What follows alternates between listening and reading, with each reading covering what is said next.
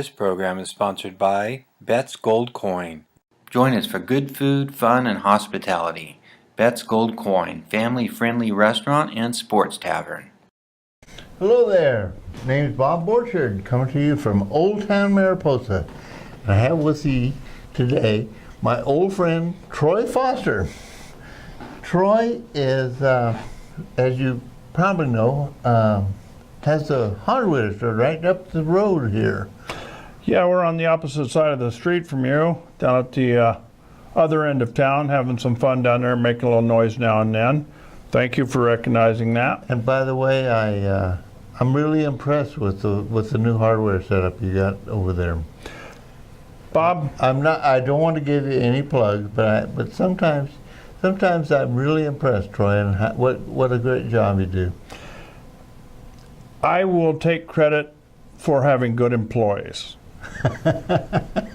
I somehow have managed to let people come and go to work there and free them up and say, go do it. The worst thing you can do is make a mistake. And you know what? It's great. These people do a great job, and they make me look good. They fooled you. Well, how many years you been here? Bob, I bought my property up here in early 2000. I moved here on the 12th, I moved here on the 22nd of December, 2005. Just before Christmas. 3 days. I won't ask about the Christmas tree. So, and you bought Foster's Hardware about that time, or? I had retired. My retirement lasted 20 days. On January 12th of 2006, I was working at Foster True Value Hardware, formerly Stockwell True Value Hardware. Mm-hmm. And I will take my hat off to the Stockwells, by the way, and give them a shout out, because I had never been in the retail business and I knew nothing of it. They had groomed the business to make it easy for somebody like me to come along and do okay. Well, you've done a great job. Thank you. Good employees, and it's a good thing to recognize that. Some people around here don't, and we try to do the same thing. Your life is about to change. I hear you're a candidate. That's the rumor, of Okay. course. Actually, I am a candidate. I'm a candidate for a director on the board of the John C. Fremont Health Care District. And Can we abbreviate that to the hospital board? Yes, we can, sir. We're going to just call it the board if you want to. Okay. So what inspired you to do that? Bob, I think that I view these things, and I'm not going to pretend I have a lot of board experience, but I do have experience running some various operations of variety of nature. I have taken a look at this hospital. I have used this hospital. I used this hospital in February for my own personal needs. My mother's used this hospital. Friends have used this hospital. When I take a look at the hospital and I examine the entire program of what's going on here, I take a look at a situation where the hospital operates, hopefully, to benefit the citizenry. The only way we can ensure that this happens is have a group of directors listening to the citizens, operating under the laws, the bylaws, some elements of law out of Sacramento, and then using that to bring on board the proper people to direct that hospital to give the services the community needs, wants, and is otherwise entitled to. All right. It's really important to keep that hospital alive and well here in Mariposa County, in my opinion. And obviously you share that opinion. But there are some challenges that they're facing. The new hospital is going to have to be built in the near future. We've pulled ourselves out of a hole, right? Financially.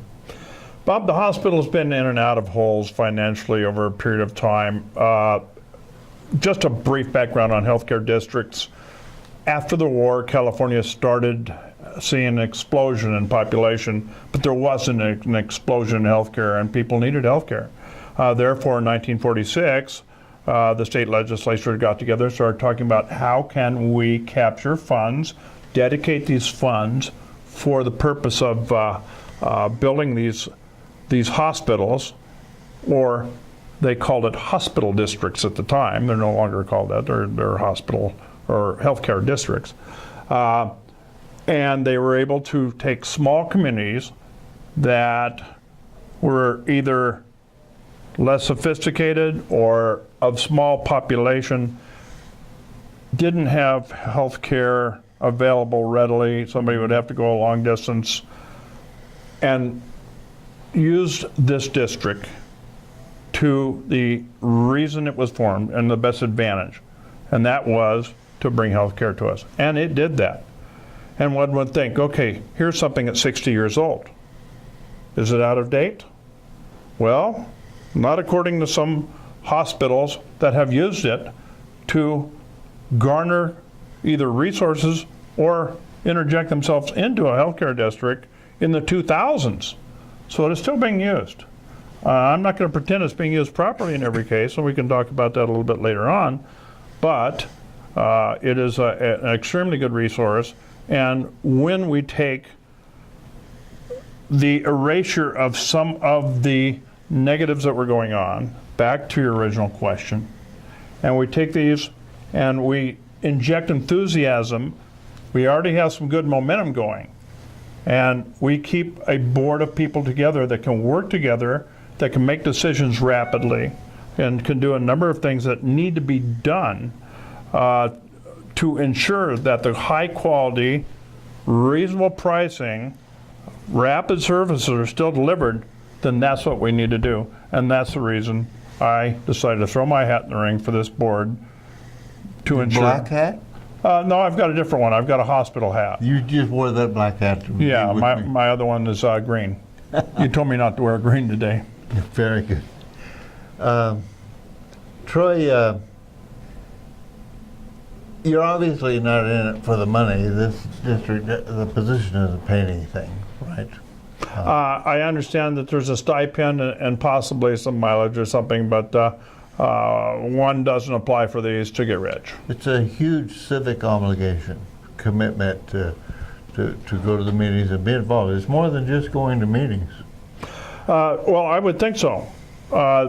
When we take a look at a couple of the problems that I see facing it isn't a matter of a number of people getting together and saying, okay, we're going to take the community's needs, we're going to recognize those needs, we're going to take these needs, ensure the proper people, or in this case, where the board has the most clout, and that is the CEO, and make him responsible to ensure that these needs are met.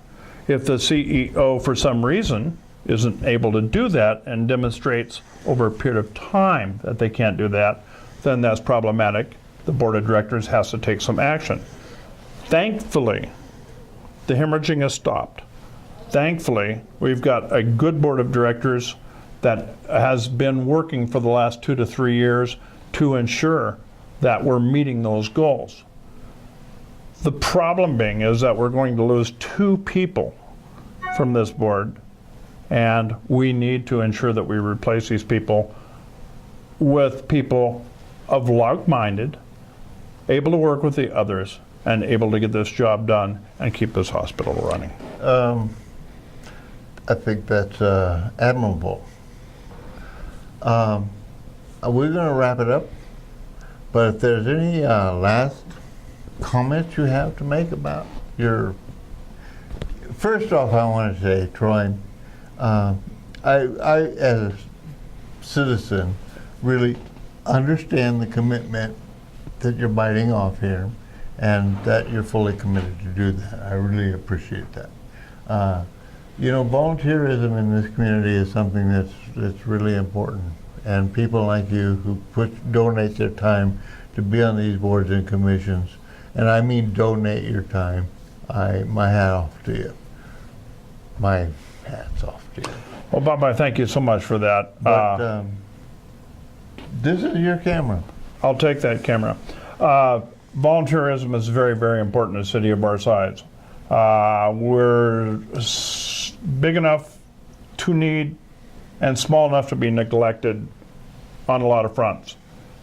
That's why you see so many people volunteering in Mariposa, and I'm very happy to be one of them. I have volunteered for a number of things. I have spent approximately 10 years in Rotary.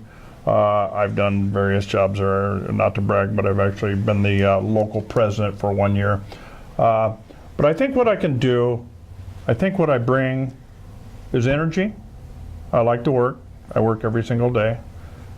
I bring integrity. I'm a Rotarian. The first question we ask ourselves before we do anything, is it the truth? It has to be the truth, or the rest of the questions don't count.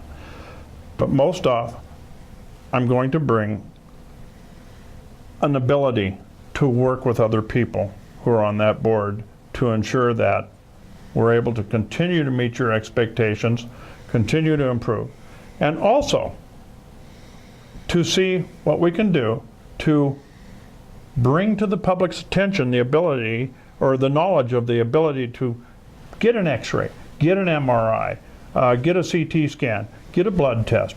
All these things are available right here in your local community, and I'm not supposed to say this, but you can actually work with them on the price. You'll find that you many times can get this done right in your own backyard and get it done cheaper than you can get it done somewhere else by true professionals. These are things the hospital has to bring out if we're going to, in the next 14 years, somehow or another, come up with $50 or $60 million to build another hospital. At the current rate, it's going to be impossible. We have a lot of work to do. And I thank you very much. Your vote means a lot to me. And if you give me your vote, I'll give you my work. And I thank you. Thank you, Troy. And for you folks out there, if you're not registered, you can't vote. And I suspect your voter pamphlet is in the mail this way. So if you have any questions,